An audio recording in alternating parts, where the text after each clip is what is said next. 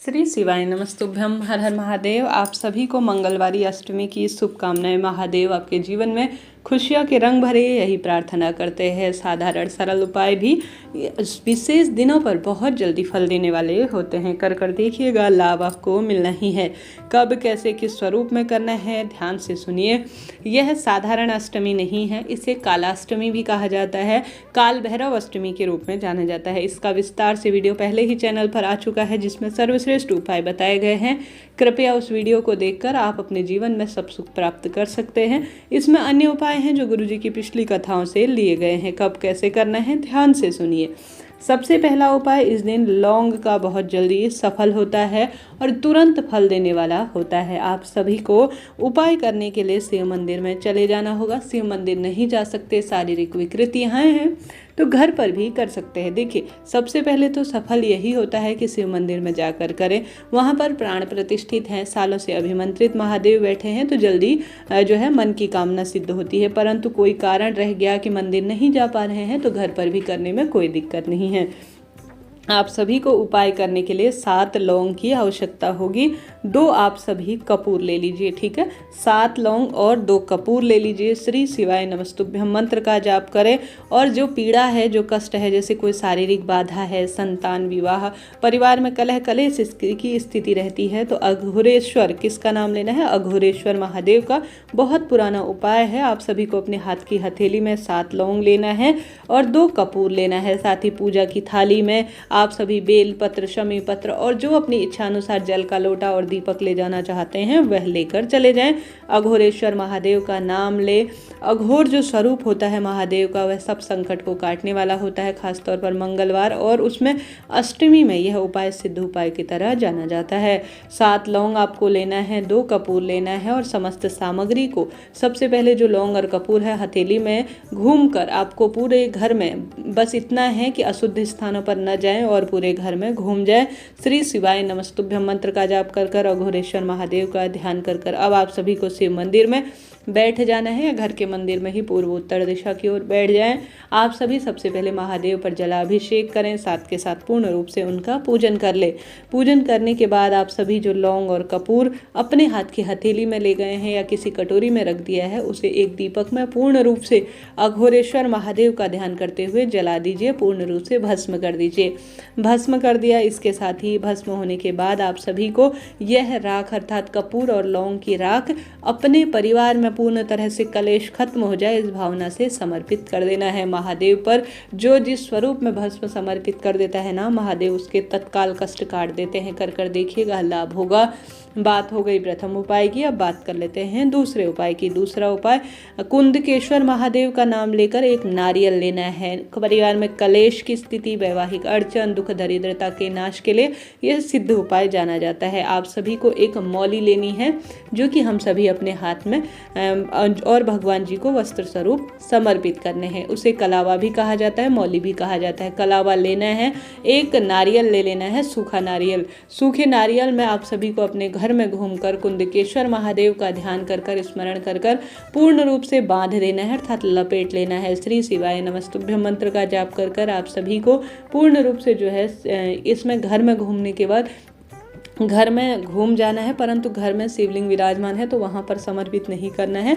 किसी शिव मंदिर में अपने दिल की बात कहकर रोग, कष्ट, पीड़ा, संकट, बाधा, जो भी परेशानी है उन सभी के तहत, जो भी कामना है उसके अंतर्गत, विवाह, कोई भी अड़चन हो, कोई भी परेशानी हो, इस विशेष दिन पर शिव मंदिर में मौली लपेटा हुआ नारियल कुंदकेश्वर महादेव के नाम से जो भक्त समर्पित कर देता है उसका भाग्य परिवर्तित होता ही है। विश्वास से करें, महादेव खुशियों से झोली भर देंगे। यह बात हो गई दूसरे उपाय की। अब आप सभी से अनुरोध है, आवश्यक रूप से श्री शिवाय नमस्तुभ्यम या नमः शिवाय ओम कमेंट्स के माध्यम से लिखिएगा। चैनल पर नए हैं तो लाइक शेयर सब्सक्राइब जरूर से करें। यह बात हो गई 2 उपाय की। बात करते हैं तीसरा उपाय। गुरुजी ने यह उपाय हाल की ही कथा में बताया है, आप सभी ने भी सुना है, तो आप सभी जरूर से इसे कीजिएगा। मंगलवार के दिन गतिमान जी महाराज का, अर्थात जो हनुमान जी हैं उनके छोटे भाई का नाम लेना है, ठीक है। हनुमान जी महाराज महादेव के ही 11वें रुद्रावतार जाने जाते हैं, आप सभी मानते होंगे। सभी को उपाय इस तरह से करना है। आप सभी को लेना है मात्र 1 बेलपत्र और 2 शमी के पत्ते, मात्र 1 बेलपत्र, 2 शमी के पत्ते और लाल चंदन लेकर चले जाना है शिव मंदिर में। साथ के साथ शिव पूजा की जो सामग्री होती है वह तो आप अपने साथ ले ही जाएं, जैसे दीपक प्रज्वलित करने के लिए, जल का लोटा समर्पित करने के लिए, या जो अन्य वस्तु ले जाते हैं वह ले जाएं। पूर्व या उत्तर दिशा की ओर अपना मुख कर लें। आप सभी जो बेलपत्र लेकर गए हैं ना, मात्र 1 गतिमान जी का नाम लेकर, हनुमान जी का भी स्मरण करें, गतिमान जी का स्मरण करें। और जो निचली वाली पत्ती है ना, जो बेलपत्र की निचली वाली पत्ती है, उसमें सबसे पहले लाल चंदन आपको लगाना है। लाल चंदन लगाने के बाद उस बेलपत्री की निचली वाली पत्ती में जो लाल चंदन है उसके ऊपर रख देना है छोटा सा समी का पत्ता। अगर आप सभी लाल चंदन लगाएंगे तो समी का पत्ता उस पर चिपक जाएगा। चिपक जाने के बाद गतिमान जी का नाम लेकर, हनुमान जी का स्मरण कर कर, श्री शिवाय नमस्तुभ्यं मंत्र का ध्यान कर कर शिवलिंग पर पूर्ण रूप से आपको समर्पित कर देना है। गुरु जी कहते हैं खास तौर पर, हालांकि यह किसी भी दिन रोग मुक्ति के लिए, धन संपदा में वृद्धि के लिए किया जा सकता है, परंतु मंगलवार के दिन करते हैं ना, हनुमान जी का ही यह दिन है, तो यह सिद्ध उपाय जाना जाएगा, लाभ देने वाला होगा। कर कर देखिएगा, महादेव खुशियों के भंडार भर देंगे। और किस स्वरूप में महादेव जाने देंगे, परंतु आपको जरूर से आप कर्मों पर विश्वास रखें, अपने धर्म पर विश्वास रखें और स्वयं की प्रभु भक्ति पर विश्वास रखें, आपको इसका फल मिलना ही है। यह बात हो गई सरलतम उपाय की। गुरु जी के कई उपाय हैं जो किए जा सकते हैं, उनकी लिखी गई किताब, उनके द्वारा हर एक कथा में कोई ना कोई उपाय बताया जाता है जो कि सिद्धता की तरह विश्वास से किया जाए तो लाभ मिलता है। तो यह बात हो गई। अब बढ़ते हैं अन्य उपाय की तरह। अन्य उपाय इस तरह से है, बट वृक्ष के नीचे भारी कर्ज हो गया है, बहुत अधिक दुख दरिद्रता परिवार में बैठ गई है, तो आप सभी बट वृक्ष अर्थात जो बट का पेड़ होता है ना, जिसे जो है बरगद का पेड़ भी कहा जाता है, वहाँ पर आप सभी को बटकेश्वर महादेव का ध्यान करना है। किसका? बटकेश्वर महादेव का ध्यान करना है और लौंग का जोड़ा ले जाना है। लौंग का जोड़ा ले जाएं और बटकेश्वर महादेव का ध्यान करें। और साथ के साथ आप सभी जो है वहाँ पर बैठकर विधि विधान से बटकेश्वर महादेव का स्मरण कर कर सबसे पहले वहीं पर कोई कंकर स्वरूप में शंकर है, अर्थात कोई कंकर है या माटी पड़ी है, तो छोटे से पिंडी स्वरूप में पूजन करें। उस पर दूध, दही, घी, शक्कर, शहद इत्यादि चढ़ाएं। साथ के साथ चावल इत्यादि समर्पित करें, गोल बाती का दीपक इत्यादि करें और वहीं पर उसे विसर्जित कर दें।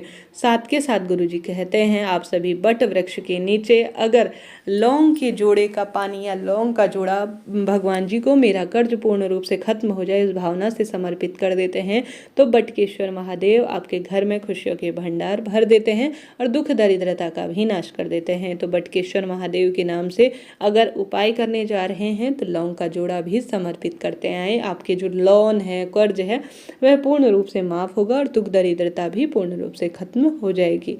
करके देखिएगा, लाभ मिलेगा। यह बात हो गई। अन्य उपाय जानने के लिए दूसरी वीडियो को भी जरूर से देखिएगा। जय माता दी।